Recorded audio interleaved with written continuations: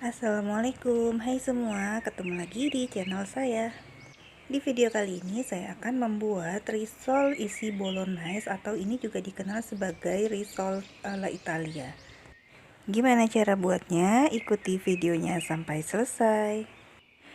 Pertama-tama, ini bahan-bahan yang perlu kita siapkan terlebih dahulu. Di sini saya pakai 150 gram daging giling, 100 gram keju cheddar yang sudah kita parut, bawang bombay ini saya pakai 1 buah yang kecil dan 2 siung bawang putih, kaldu ayam, lada bubuk, gula pasir, garam ini 1/4 sendok aja, kemudian tepung terigu yang sudah dilarutkan dengan air, dan pasta bolognese ini saya pakai yang instan aja dengan kemasan 315 gram. Resep lengkapnya bisa teman-teman cek di description box ya. Panaskan wajan, kemudian tuang margarin secukupnya. Jika margarinnya sudah panas, masukkan bawang putih yang sudah dicincang. Ini kita masak sampai bawang putihnya sedikit harum, tidak perlu sampai warnanya coklat ya. Jika sudah tercium harum, masukkan bawang bombay yang sudah kita iris juga. Untuk pemotongan bawang bombaynya sesuai selera teman-teman aja, boleh memanjang ataupun dipotong kotak. Jika bawang bombaynya sudah sedikit layu, bisa masukkan daging giling. Di sini saya pakai daging sapi giling, tapi teman-teman bisa juga ganti dengan daging ayam giling atau dengan kornet. Masak daging sampai matang, sampai dia warnanya berubah sedikit agak kecoklatan.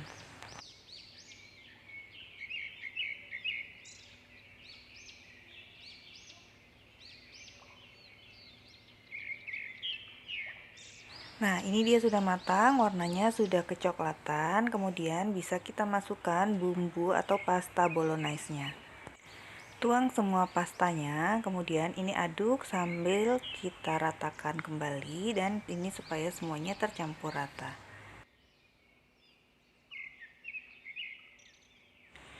Kemudian masukkan keju cheddar parut dan aduk kembali sampai semuanya tercampur rata. Jangan lupa masukkan garam, gula, penyedap, dan juga lada bubuk.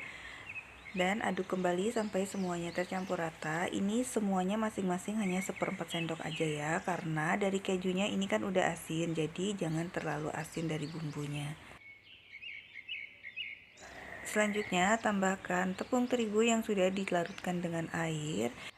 Tepung di sini fungsinya untuk mengikat bumbu bolognese-nya supaya lebih set dan lebih padat. Masak hingga mendidih. Kemudian ini bisa juga teman-teman tambahkan saus tomat. Di sini saya tambahkan 2 sendok makan saja saus tomatnya. Tapi ini opsional, jika teman-teman tidak mau juga tidak apa-apa.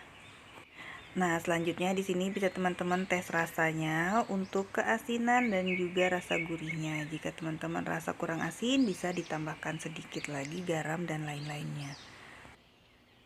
Jika sudah matang dan mendidih, bisa kita matikan kompornya dan kita angkat. Bisa kita pindahkan ke dalam wadah yang lain dan kita tunggu sampai dia hangat atau dingin. Nah, untuk isiannya sudah selesai. Kemudian ini kita sisihkan terlebih dahulu. Selanjutnya kita akan membuat kulit risolnya. Siapkan 250 gram tepung terigu, 2 butir telur utuh, garam dan juga penyedap ini setengah sendok makan, kemudian 200 ml susu UHT, 20 ml minyak sayur, dan 450 ml air. Tuang tepung terigu ke dalam wadah yang agak sedikit besar, kemudian campurkan air secara perlahan sambil kita aduk. Seperti ini juga bisa kita aduk menggunakan whisker. Tuang airnya sedikit demi sedikit aja sambil kita aduk pelan-pelan supaya tidak susah saat mengaduknya. Ini kita tuang semua airnya, kemudian kita aduk terus secara perlahan sampai adonannya kalis dan juga halus. Kemudian jangan lupa tambahkan garam dan juga penyedapnya. Aduk kembali sampai semuanya tercampur rata. Selanjutnya tambahkan 2 butir telur utuh. Langsung kita masukkan dua-duanya ya. Kemudian ini kita aduk kembali sampai telurnya tercampur rata.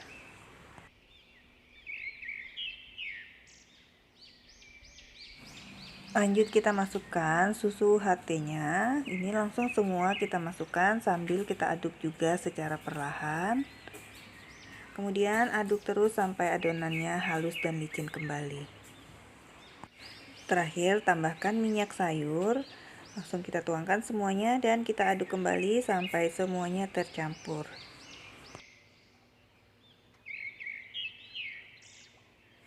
Jika sudah teraduk semua, kemudian ini adonannya akan kita saring supaya adonannya lebih halus lagi dan tidak ada tepung yang menggumpal atau yang bergerindil.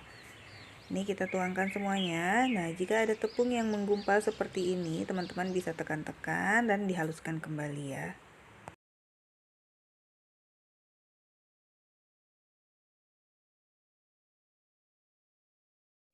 Nah, ini adonannya sudah benar-benar halus dan licin, tidak ada tepung yang menggumpal lagi.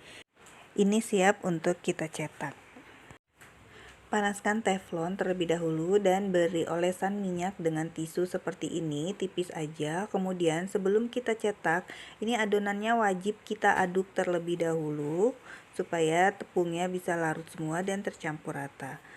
Tuangkan 1 sendok sayur, kemudian ini teflonnya kita putar seperti ini supaya adonannya rata dan menyeluruh. Jadi semua bagian di teflonnya ini terkena adonannya. Jika ada yang bolong, teman-teman bisa isi dengan adonannya sedikit. Tunggu sampai bagian atasnya mengering dan tidak lengket, kemudian baru kita tuang.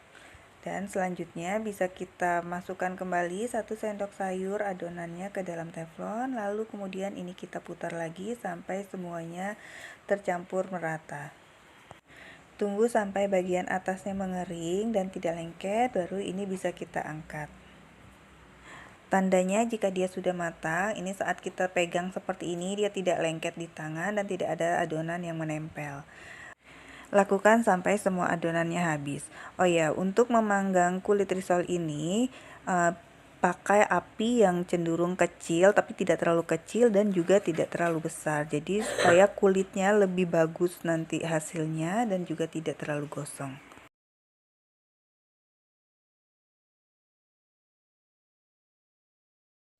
Jika semua adonannya sudah habis dan sudah selesai kita cetak, selanjutnya kita akan membuat adonan perekatnya. Di sini saya siapkan 100 gram tepung terigu dan juga 250 ml air. Ini adonan bisa sebagai perekat dan juga sebagai pencelupnya nanti ya.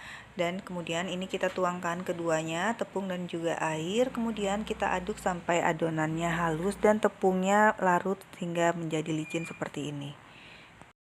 Nah, ini sudah jadi, kemudian kita sisihkan terlebih dahulu. Selanjutnya, ini kulit risolnya sudah selesai semua dan sudah agak dingin. Ini kalau kita pegang seperti ini, dia lentur banget, anti sobek dan juga ini lembut banget.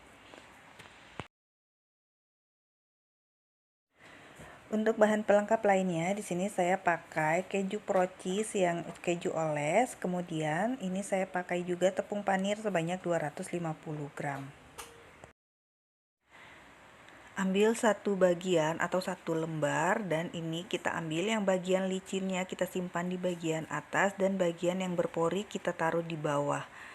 Jangan kebalik ya teman-teman, bagian licinnya atau yang mulusnya ini teman-teman simpan di bagian atas atau bagian dalam isian dari risolnya. Kemudian kita tuang 1 sendok makan bolognese atau isiannya, kemudian bisa kita isi atau kita tambahkan dengan keju oles. Untuk keju olesnya ini sudah saya pindahkan ke dalam plastik segitiga supaya menuangnya tidak terlalu susah. Kemudian ini bagian pinggir kanan dan kirinya kita lipat ke dalam dan kita gulung bagian atasnya seperti ini. Untuk ujungnya ini kita akan beri perekat dengan bagian tepung tadi yang sudah kita bikin dan kita tempel sedikit supaya dia lebih menempel dan tidak lepas. Saya contohkan sekali lagi, ambil satu bagian, yang bagian licin atau bagian halusnya ini di bagian atas, kemudian tuang 1 sendok makan saus bolognese-nya. Beri secukupnya keju oles, kalau teman-teman mau banyak juga boleh ya, sesuai selera aja. Atau teman-teman mau ganti dengan keju mozzarella juga lebih baik, tapi ini versi ekonomisnya jadi saya pakai keju oles. Lipat bagian kiri dan kanan ke dalam, kemudian ambil bagian atasnya dan kita gulung seperti ini sampai ke ujung, tapi bagian ujungnya jangan terlalu ditutup dulu. Kita beri olesan tepung sedikit dan ini sudah jadi dan dia akan merekat dan tidak gampang lepas. Nah, ini semuanya sudah selesai. Saya beri isian saus bolognese-nya dan saus bolognese-nya ini habis semua ya untuk 24 pieces risol. Ambil risol yang sudah kita beri isian, kemudian masukkan ke adonan pencelup. Setelah itu langsung kita tuang ke tepung panirnya yang sudah kita wadahi. Untuk tepung panirnya ini tuang ke dalam wadah yang lebih besar supaya kita mengolesinya ini lebih enak ya. Untuk mengolesi tepung panirnya ini boleh 1 kali celupan ataupun 2 kali celupan, terserah teman-teman aja. Cuman kalau 1 kali celupan ini juga saya rasa sudah cukup, tidak terlalu tipis dan juga tidak terlalu tebal. Tapi kalau teman-teman mau lebih crispy lagi, teman-teman bisa 2 kali pencelupan. Jadi nanti dia tepung panirnya lebih tebal lagi hasilnya dan lebih crispy. Lakukan sampai semua adonan risolnya habis dibaluri ya.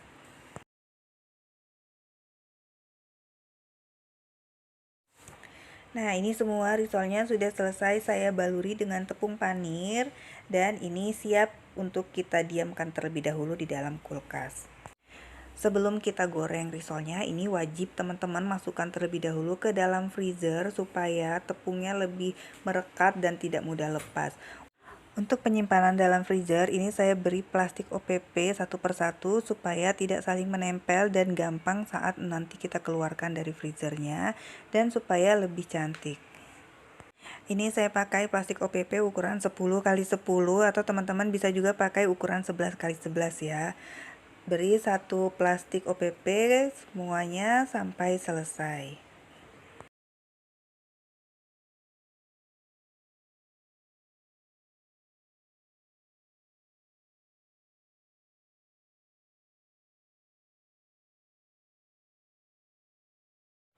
Nah, ini sudah selesai semua saya plastikin. Selanjutnya ini akan kita diamkan terlebih dahulu di dalam freezer selama 1-2 jam. Atau ini juga bisa disimpan di dalam freezer sampai dengan 2 bulan sebagai stok frozen food atau juga untuk ide jualan frozen. Karena saya untuk makan pribadi, jadi ini saya simpan di wadah seperti ini aja, kemudian saya tutup rapat dan saya simpan di dalam freezer. Ini saya ambil beberapa risolnya untuk saya coba goreng dan ini sudah saya diamkan selama 1 jam di dalam freezer. Dia sudah merekat tepung panirnya dan sudah benar-benar kokoh. Panaskan minyak, ini kita beri minyak agak sedikit banyak. Pastikan minyaknya sudah panas. Jika sudah panas langsung kita celupkan risol yang sudah tadi kita bekukan ya. Ini langsung kita masukkan dan kita goreng. Tunggu bagian bawahnya sudah agak kokoh atau mengeras, baru ini kita balik.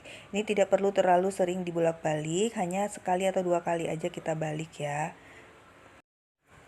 Untuk memasak risol ini pakai api sedang cenderung kecil, jangan terlalu besar tapi juga jangan kecil banget. Masak hingga kulit risolnya ini berubah warna menjadi golden brown atau sedikit kecoklatan, tapi jangan sampai coklat banget, nanti itu dia akan hangus. Jika bagian bawahnya sudah agak kering, ini bisa kita balik kembali supaya bagian atasnya kering kembali. Ini cukup 2 kali balik aja ya menggorengnya, jangan terlalu sering dibolak-balik, takutnya nanti risolnya akan hancur.